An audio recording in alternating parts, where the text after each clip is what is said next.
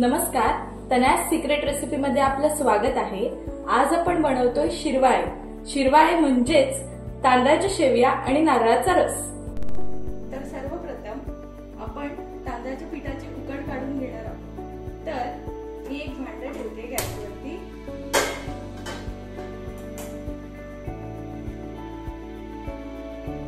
त्यात आपण 2 वाटी पाणी उकळायला ठेवूया।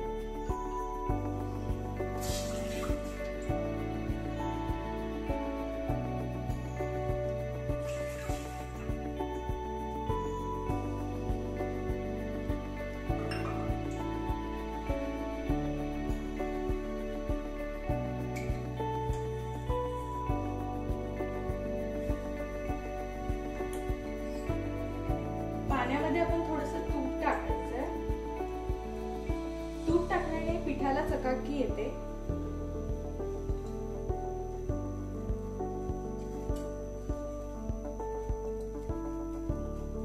ह्याच्यात थोडंसं मीठ टाकायचंय।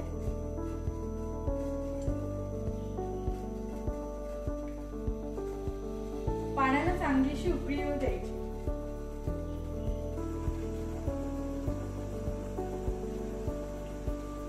पाण्याला चांगली उकळी आलेली आहे। आता आपण गॅस कमी करूया आणि त्यात हे 2 वाटी पीठ मी घेतलं। 2 वाटी पाण्यासाठी आपण 2 वाटी पीठ घ्यायचं।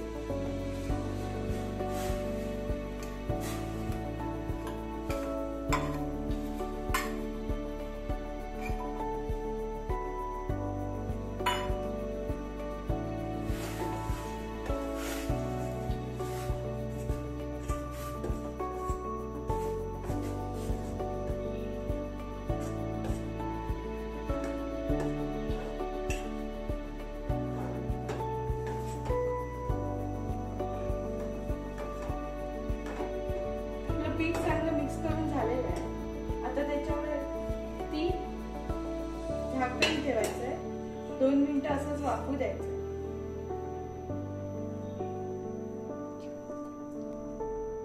आता गॅसची फ्लेम बंद करायची आहे आणि आपल्याला हे थंड करायचंय। 5 मिनिटं असंच ठेवून द्यायचंय।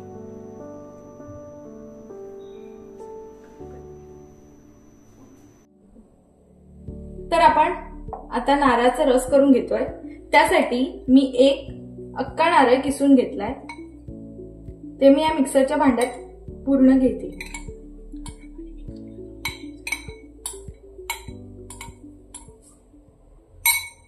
ह्यात आपण पाणी घ्यायचंय। आता हे आपल्याला मिक्सरला लावून घ्यायचं। तर आता हे आपण मिक्सरला लावून घेतलंय। आता ह्याचा आपण रस काढून घेऊया।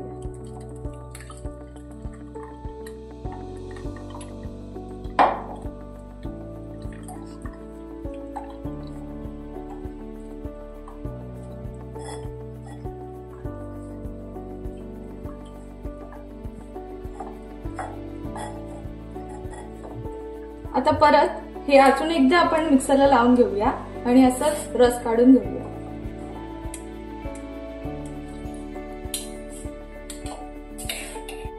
तर आपण रस काढून घेतलेला आहे।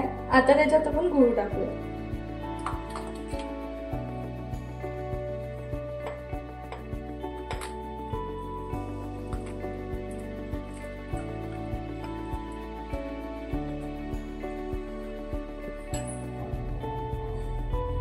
आता आपण याच्यात वेलची टाकूया। आता आपण याच्यात थोडं कलरसाठी हळद टाकू।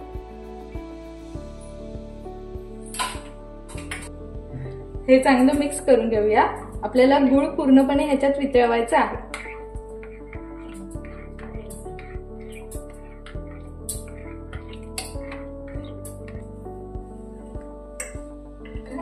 आता मगाशी आपण जी उकड काढली आहे त्याचं पीठ आपण इथे घेऊया।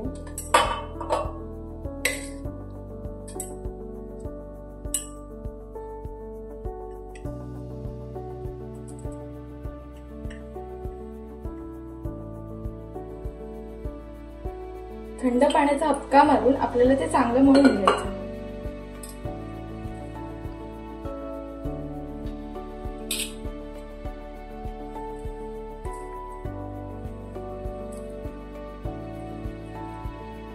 तर आपण हे चांगलं मळून घेतलंय. तर आपण आता साचा घेऊया. त्यात मी शेव पाडायची चकती टाकतेय आणि त्याला तूप लावून घेते.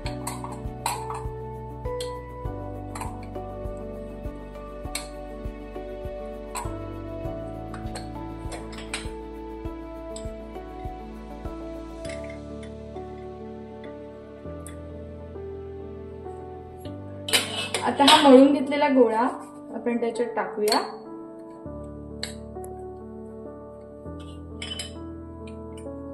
आणि भांड लावून घेऊया. आता आपण भांड्याला तूप लावून घ्यायचंय. आपण ह्याच्यात शेवया पाडायच्या नंतर.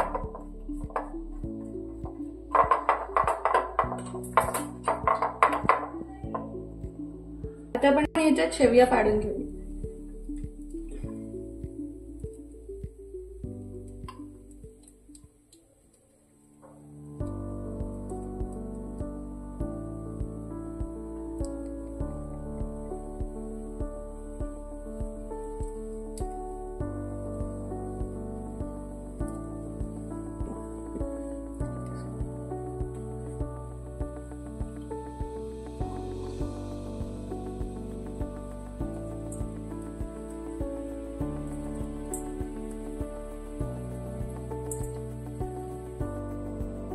तर आपल्या शेवया पाडून झाल्यात. आता आपण त्या वाफवून घेऊया.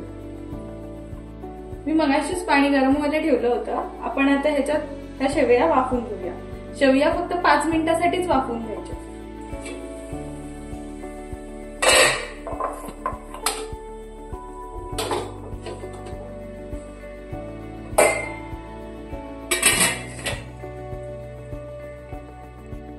तर 5 मिनिटं आपली झालेली आहेत. आता आपण गॅस बंद करून घेऊया. हे पहा, आपले शेवया तयार. तर आपल्या शेवया आणि रस तयार आहे. तुम्हाला तर माझी रेसिपी नक्कीच आवडली असेल तर लाईक, शेअर, सबस्क्राईब करायला विसरू नका. व्हिडिओ पाहिल्याबद्दल खूप खूप धन्यवाद. अशाच माझ्या सर्व रेसिपी नक्की पाहत राहा.